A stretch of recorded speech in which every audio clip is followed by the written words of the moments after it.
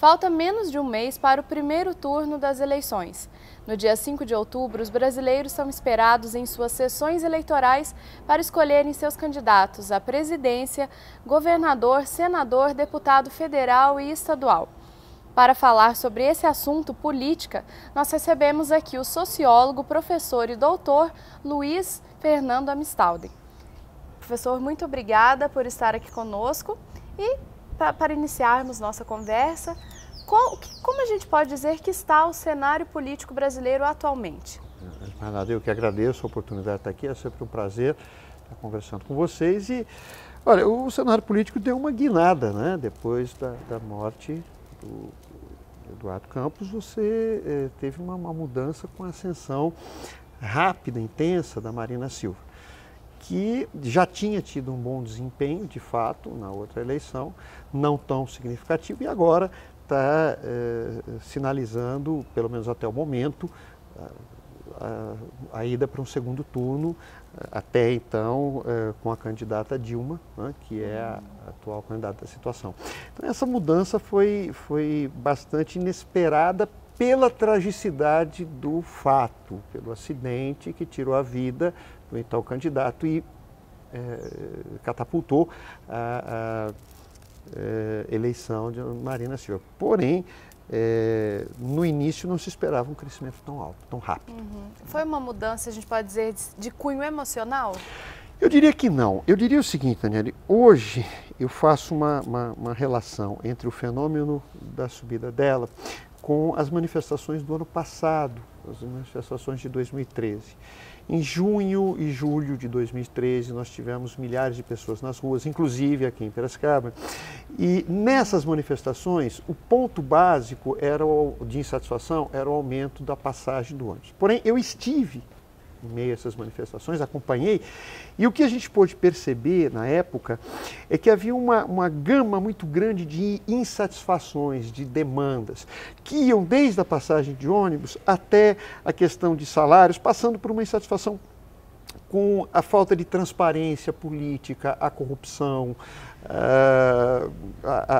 a presença, a constância de determinadas lideranças ainda no poder. Eu me lembro que, na época, uma das palavras de ordem, meio pulverizadas, mas era, né, clara, era fora Renan, que era um questionamento à presença de Renan Calheiros, do PMDB, que é um político muito antigo, que já foi da base aliada do Collor e continua no cenário político. Eu acho que a candidatura da Marina hoje, ela capitaliza parte dessa insatisfação. Tá? Mas da mesma maneira que as manifestações não tinham um espectro definido, hegemônico, a gente pode dizer, olha, essa é uma manifestação de esquerda, nós tínhamos essas bandeiras de esquerda. Não, ali tinha muitas demandas pulverizadas, algumas inclusive opostas. Né? A candidatura da Marina também tem atraído, né, eleitores de um perfil muito variado. Desde aqueles que têm realmente uma postura anti-PT ou de direita, até aqueles que simplesmente estão insatisfeitos com representantes atuais, sejam eles do PT ou do PSDB ou mesmo do PMDB. Então ela tem despontado, na minha avaliação, claro, eu não sou absoluto, posso estar equivocado, mas na minha avaliação esse fenômeno está ligado a essa insatisfação, o crescimento da Marina. Professor, tanto se fala dessa mudança, né? O senhor acha que seja possível que ela aconteça ou essa questão de mudança vai muito além dos candidatos? Eu diria que com certeza vai muito além dos candidatos. Vejamos a questão da Marina Silva, por exemplo. Com todo respeito à candidata, mas fazendo uma análise fria, ela tem propostas, ideias que são muito agradáveis à população. Quando ela fala de uma nova política, com a eliminação do coronelismo, político, do curral eleitoral, da política de troca de favores, que na prática gerou fenômenos como o mensalão, petista e tucano. Isso é muito agradável para a população. O problema é como é que ela vai operacionalizar isso. A começar porque ela provavelmente não vai ter uma base majoritária no Congresso. E isso pode tornar a situação dela bem difícil, né? O que pode levá-la, inclusive, a cair na mesma prática anterior. Eu não sei se isso vai acontecer. Se ela se demonstrar capaz de fazer isso, fazer um governo, caso eleita, né? Que fuja dessa falta de apoio, né? E que costure um novo sistema de apoio, de uma nova política, eu vou ficar muito feliz, mas eu não tenho segurança de que isso vai acontecer. Agora, o que é preciso que as pessoas percebam é que, independente de quem estiver lá, o que nós precisamos hoje no Brasil e no mundo é o que a gente chama de controle social. E o que é o controle social? É a população sendo capaz de, após as eleições, acompanhar e questionar as atitudes dos nossos políticos. E hoje isso é muito fácil. Nós podemos, através da internet, por exemplo, que é um mecanismo fantástico, nós podemos acompanhar o dia a dia da vida no Congresso, da vida no Poder Executivo, até no Judiciário. Nós podemos acompanhar em sites, nesse exato momento, nós temos sites dizendo como é que está sendo a atuação de deputados e senadores que agora são candidatos à reeleição, inclusive da nossa região, aqui de Piracicaba. Esses sites mapeiam, dizem quantas sessões o indivíduo se ausentou, quais os projetos sem relevância que ele apresentou. Então, esse acompanhamento posterior é que é necessário. Porque enquanto nós simplesmente votamos um ou outro e, digamos assim, terceirizamos essa responsabilidade social, né, e depois deixamos lá, não cobramos, então, obviamente que sempre vai haver um vício político, um distanciamento do centro do poder em relação à população. No momento que nós fomos capazes de alterar isso, né, quer dizer, mudando a nossa forma de cultura para uma cultura mais participativa, de mais controle, aí as coisas mudam. E eu dou um exemplo prático disso. O ano passado, né, depois das grandes manifestações de julho, que mais tarde foram, inclusive, reprimidas por conta de grupos mais violentos, espontâneos ou não, até hoje eu não tenho segurança de que todos foram espontâneos, eu acho que muitos foram infiltrados, mas depois dessas manifestações, o Senado desengavetou uma série de projetos de lei que estavam parados há tempos, tá? E votou rapidinho. A PEC 37, que estava programada, né, foi posta de lado, quer dizer, uma ação direta gera uma reação rápida, mas nós não temos essa cultura. Tá? Haja visto de que fiscalizar, de acompanhar e de cobrar. Eu dou dois exemplos. Nesse exato momento, um candidato que já foi governador do Distrito Federal está concorrendo novamente. Ele foi cassado por corrupção, tá certo? E condenado por corrupção. Entrou na lei da ficha suja, recorreu. Enquanto ele recorre, ele continua na campanha. Mas ele está em primeiro lugar nas pesquisas no Distrito Federal. Como é que pode? Depois não adianta reclamar, exatamente. Né? No caso de Piracicaba é a mesma coisa. Nós tivemos 20 mil assinaturas para um projeto popular, de lei popular que questionava o aumento dos vereadores. A Câmara, baseada na lei, se recusou a receber, numa atitude legal, porém, na minha opinião, antidemocrática. E ela, né, manteve o aumento dos subsídios. Pois nós temos vários vereadores hoje concorrendo. A minha pergunta é, quantos votos eles vão ter daqui de Piracicaba? Na minha opinião, não deviam ter nenhum. Pela postura antidemocrática.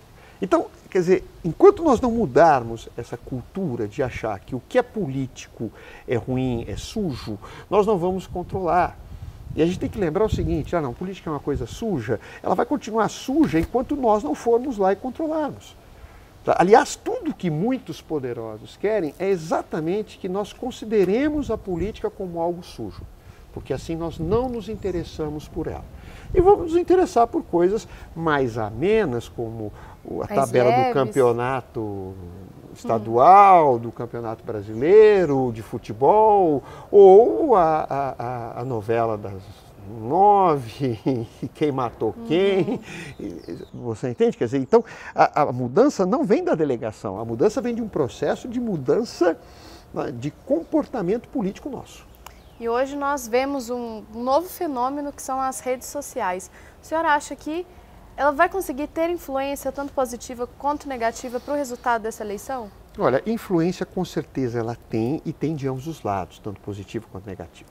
A rede social é um meio no qual eu posso, de fato, exprimir uma opinião com mais independência, mas também posso criar difamação, calúnia... Espalhar boatos, né? Espalhar boatos, em verdade. É um fenômeno ainda bastante novo, porém relevante, né?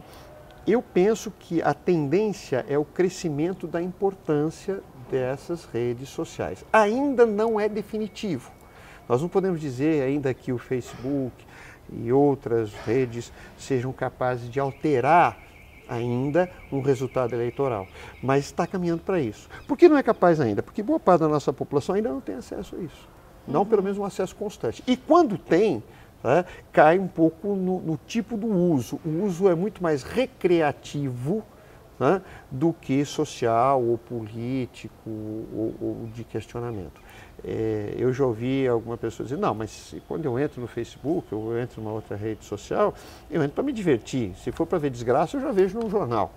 Né? Quer dizer, então, o mecanismo em si não muda nada. Ele vai mudar de acordo com, né, a evolução da cultura mais geral que a gente comentava agora há pouco. E as propagandas eleitorais na TV? Como o senhor enxerga? Será que muitas pessoas naquele horário já desligam a televisão, com certeza, trocam de canal? A maioria desliga, não há dúvida. E isso, agora tem um detalhe, quer dizer, as propagandas e mesmo os debates são sim capazes de alterar o resultado. Eu diria que no cenário atual, por exemplo, no momento em que a disputa está quase empatada, pelo menos nesse exato momento, nesse primeiro turno, o que vai dar a vitória ou não, né, vai ser o ponto a ponto dos debates e dos fatos, dos eventos. Não é necessariamente aquela propaganda diária, mas a evolução dela. Eu dou um exemplo também prático. Em 2005, quando ocorreu o plebiscito pelo desarmamento, as pesquisas iniciais davam uma vantagem de 80% para os pró-desarmamentistas, né? E houve um horário político para debater isso e a campanha do pessoal que dizia não ao desarmamento foi tão bem feita, fazendo menção à questão da cidadania, tão didática, que o cenário mudou. É claro que o cenário não foi somente, né, influenciado por isso. No momento mas que ajudou, se partou, né? Mas ele trouxe fortemente uma discussão. No momento que a imprensa toda, né, estava muito empenhada na aprovação do sim. Né? Inclusive pelos telejornais que passavam, revistas que passavam... Tiveram capas dedicadas, né? Foi e é uma causa até hoje que unificou muitos políticos. Quer dizer, dificilmente um político se coloca abertamente a favor do armamentismo, né? Ou da posse legal de armas. O que também é uma questão complicada, porque isso, na minha opinião, esconde um pouco outras questões que estão na raiz mais forte da criminalidade. Enfim, isso demonstrou como uma campanha bem feita e uma discussão mais séria, né, alterou o resultado. Pode acontecer isso? Não pode. Pode sim. Então, professor, para a gente finalizar a nossa conversa, muito se discute, então, do financiamento das campanhas por empresas privadas. O que o senhor acha dessa questão? É certo? Deveria ser ilegal? Ou para as próximas eleições pensar numa maneira das empresas não financiarem, né, os partidos, as campanhas dos candidatos? Eu pessoalmente sou a favor do financiamento público de campanha. Tá? Embora vá criar um ônus para o Estado, vá diminuir, a verdade é o seguinte, hoje, quanto maior o poder econômico de um candidato, maiores as chances dele se eleger. E isso é particularmente verdadeiro no poder legislativo. A gente precisa se lembrar de que os cargos do executivo, governador, presidente, até prefeito, são os mais evidentes. Porém, nenhum desses governa sem uma base legislativa. Tá? E muitos candidatos mais ricos conseguem fazer uma campanha, tá, que aumente a sua visibilidade, muitas vezes até de uma maneira questionável eticamente. E isso depende muito de financiamento de campanha. Tá? Então, nesse sentido, o que nós temos? Uma distorção democrática. Porque, evidentemente, um grupo econômico forte que financia uma campanha hoje, ele vai cobrar alguma coisa amanhã. Ele está elegendo alguém, né, para a defesa de seus interesses, o que acaba criando uma superrepresentação desse grupo e uma subrepresentação do restante da população. Eu costumo dizer que no Brasil, o indivíduo que pensa, né, e faz uma avaliação mais crítica para votar, geralmente ele é minoritário. Quem domina o cenário eleitoral ou são os eleitores menos instruídos que votam muitas vezes com desconhecimento de causa, sem saber, inclusive, qual é a função de um deputado, nem se lembra mais de quem ele votou depois, né? E as grandes empresas e corporações que financiam esses deputados. Então, as duas pontas decidem. Tá? Quer dizer, uma financiando, a outra, tá, votando porque é maioria. E o voto mais crítico se dilui. Eu acho que é uma questão difícil, porque nós não vamos segurar, não vamos conseguir impedir, por exemplo, que hajam doações subterrâneas, com caixa 2, mas eu acho que seria salutar para a democracia se nós realmente estabelecêssemos o financiamento público e evitássemos, né, a doação. Quer dizer, a empresa, o empresário, o mais rico, ele é tão cidadão quanto o outro, e ele tem que competir no mesmo nível, não, né, colocando dinheiro que vai financiar a visibilidade, contratar grandes marqueteiros, contratar grandes especialistas em propaganda que vão criar uma imagem positiva daquele candidato, muitas vezes falaciosa. Eu acho que, de fato, não dá para a gente manter isso, porque é uma concentração de poder.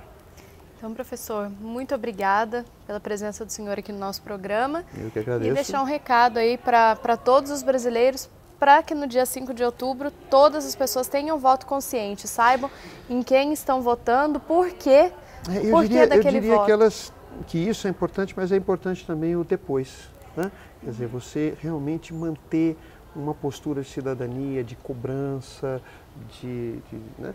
E mesmo agora, quer dizer, de um pouco de memória política. Olha, você vai votar nesse ou naquele candidato em cuja postura você